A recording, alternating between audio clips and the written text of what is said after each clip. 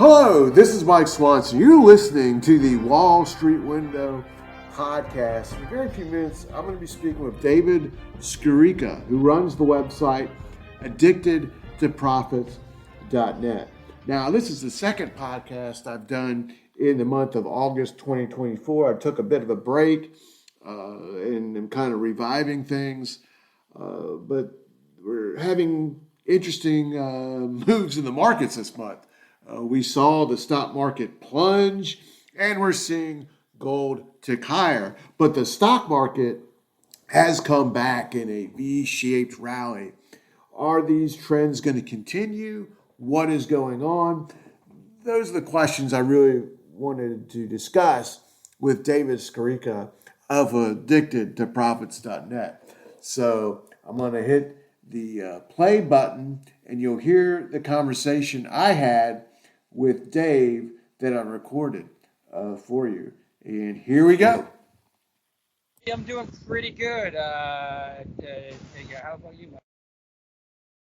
Yeah, it's an interesting time. We haven't spoken in several months. I just really haven't been doing much on YouTube or on podcasts or and whatnot. But I really, as we're heading towards the last quarter of this year, we're seeing the continued rise in the price of gold and silver and the mining stocks. I want to ask you about that, but then I want to talk to you about what's going on in the stock market. But what's your take on the metals action?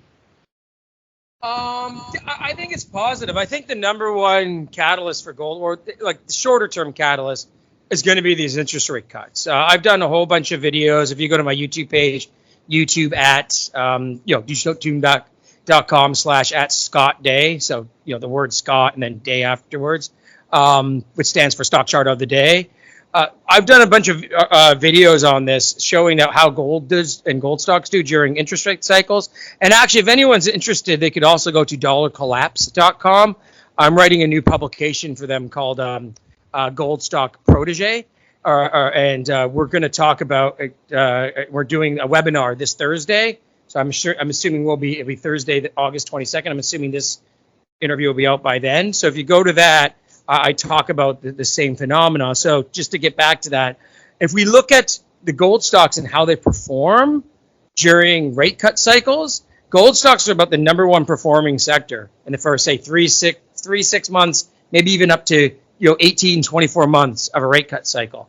And the three examples I kind of use are 2001, when the Fed began to cut in January 2001, and the HUI, which bottomed late in 2000 at 38, went to as high as 600, by I think 2007 or so.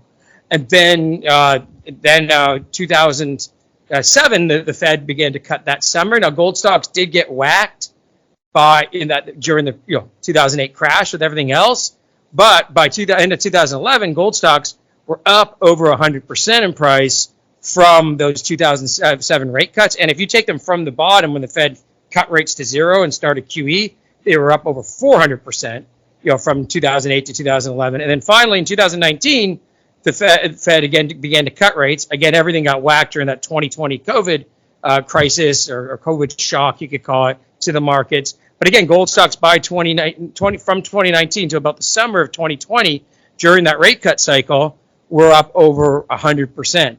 So early on in the cycles, for whatever reason, maybe because the cost of owning gold becomes cheaper because you're getting less interest in your fixed income, or whatever the reason may be, maybe because you're early in a cycle, so people are still a little more conservative, so they're not looking for AI or tech or crypto. They're looking for something a little more conservative, so they see gold in that manner. Maybe because early in rate cut cycles, you're coming out of recession. And again, people are more cautious, so that's what they get into. But whatever the case may be, these rate cut cycles tend to be very positive for gold. And it doesn't have to be bear markets like 2020, 2008, or 2001, 2002.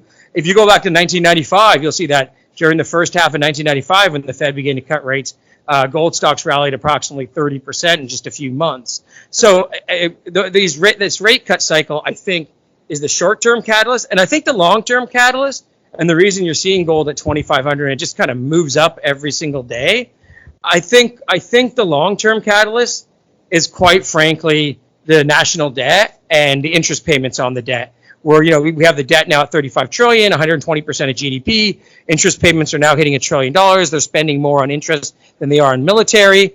And I think people can see this kind of debt crisis brewing longer term. So that's bringing in central bank money, sovereign wealth fund money, big kind of money into the gold and precious metal market, not just retail money. So I think the short term is definitely be driven by lower interest rates. And then the longer term is being driven by these debt problems. And by the way, to just finish off on the rate cut cycle, if we go look, even if they cut rates to 3%, so 200 basis points from now, it's still estimated that the interest on the debt is going to go to 1.3 trillion over the next few years. And if they didn't cut interest rates, it'd go to like 1.5 trillion. So that's the issue, is that, because they issued a lot of that debt at 1 or 1.5%, and now even 3%, would be double where they issue that stuff when they have to roll it over. So we're going to continue to see this pressure.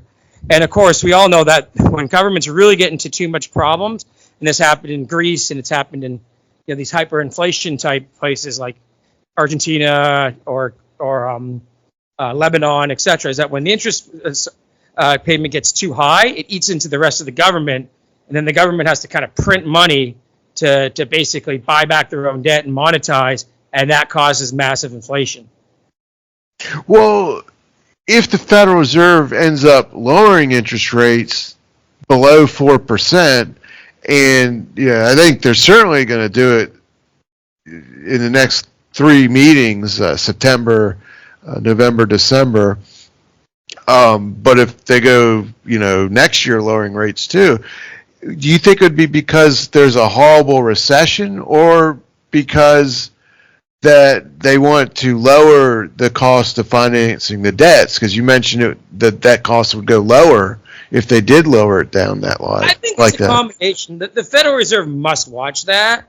So obviously inflation has come down, and they have rates at 5%. Inflation in the last report was 2.9. So they must, or 5.25%. They must know, okay, we can get these rates back down to the current rate of inflation, and they must know that government structure of the debt. Because another thing they would know too is no matter who wins the election, be it Harris or Trump, neither of them are talking about cutting spending at all. So that debt is going to continue to go higher. And of course, as you issue more debt, you're going to have more interest on that increased issue in debt. Like, we're running a $2 trillion deficit at the height of an economic cycle, 7% of GDP.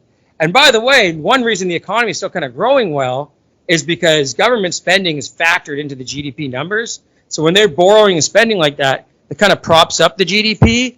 And then also people are taking on a lot of individual debt themselves. I think that's propping up the economy. But anyhow, I think it does play a role, because the Federal Reserve can see that there's this unsustainable path, and they have to kind of keep interest rates lower. The classic example of this is what's happened in Japan for 20 years now, where the Japanese debt is nearly 3 times the size of their economy.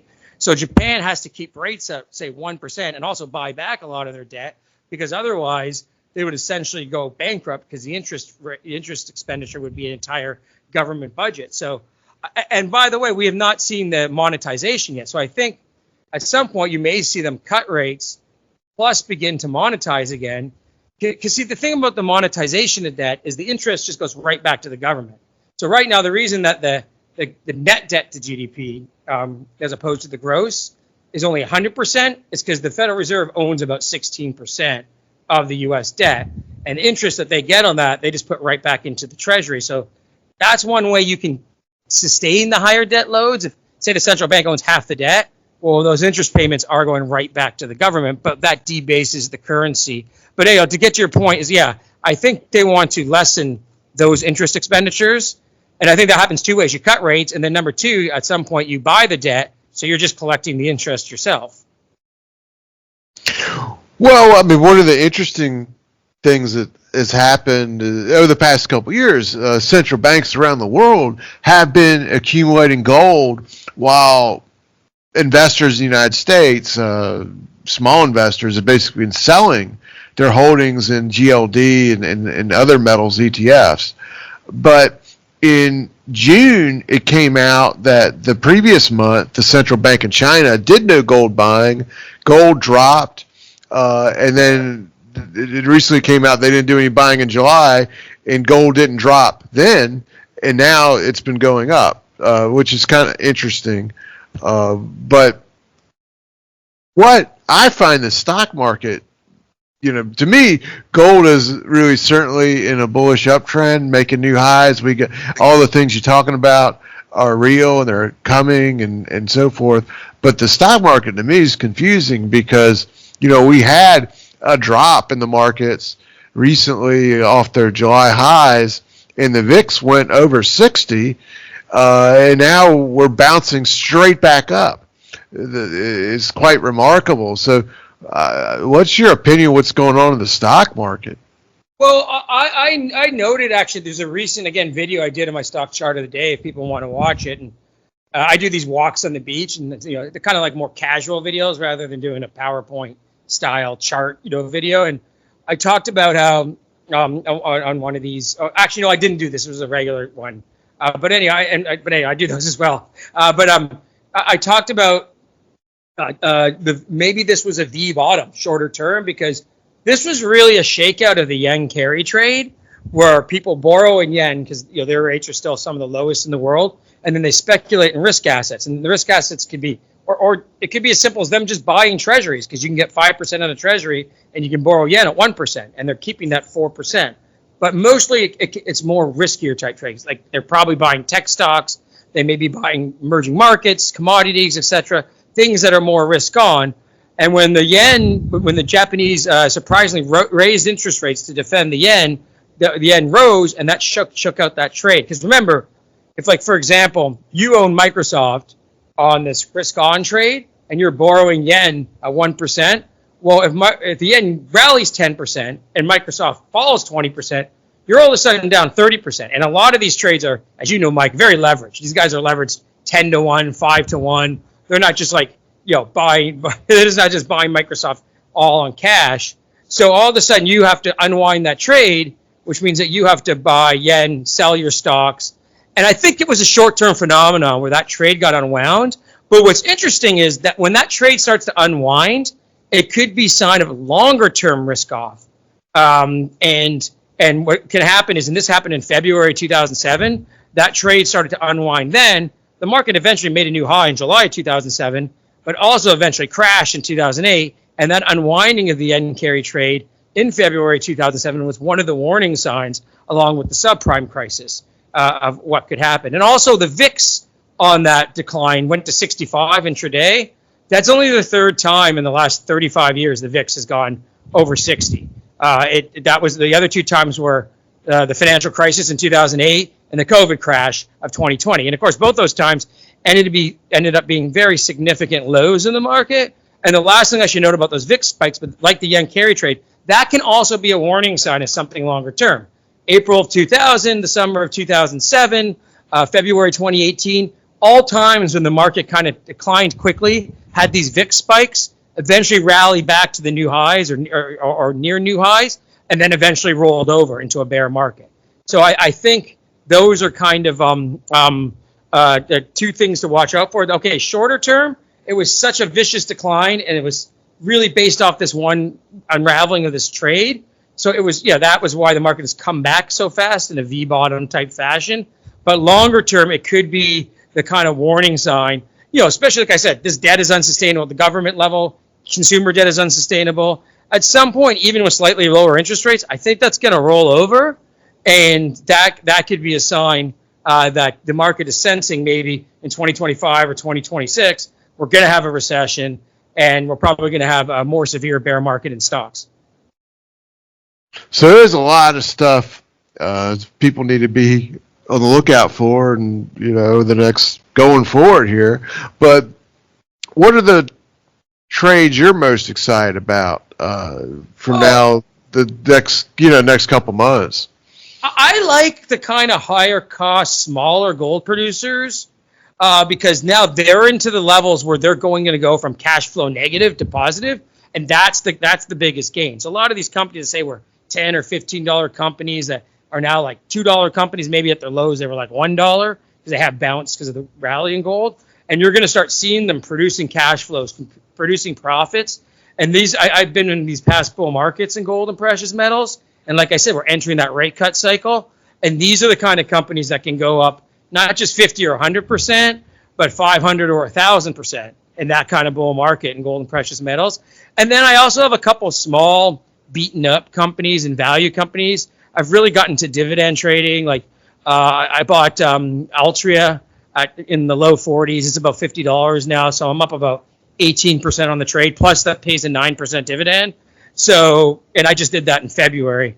And then and also beaten up companies. There's a little streaming company. And again, if you go to my stock chart of the day page, you'll see that I talked about this about a month ago. It's a streaming company called Fubo. They're trading at less than half of revenues, and it looks like they're going to become profitable maybe late next year. And anyhow, they have antitrust lawsuit against the big guys, Time Warner, Fox, Disney, who are trying to do their own streaming service just for sports. And Fubo has been asking these guys to allow them to broadcast that kind of streaming service on their own platform, and they've been denying them for years. And then they turned around and now want to do it themselves. So a court in New York just put an injunction on the big guys' new streaming service. And it's pathetic what these guys are doing. Their symbol of their service, which is called Venue, even looks like Fubo's service. Like it looks like a Fubo's symbol, right? Oh, so, no. Yeah. So I think that Fubo is going to ultimately win that class action suit. And like I said, they trade at less than half revenues. They're lessening their loss almost every quarter. They're growing their revenues about 20% year over year. And so either they're going to be, those companies are going to be forced to allow Fubo to also have that sports broadcasting platform.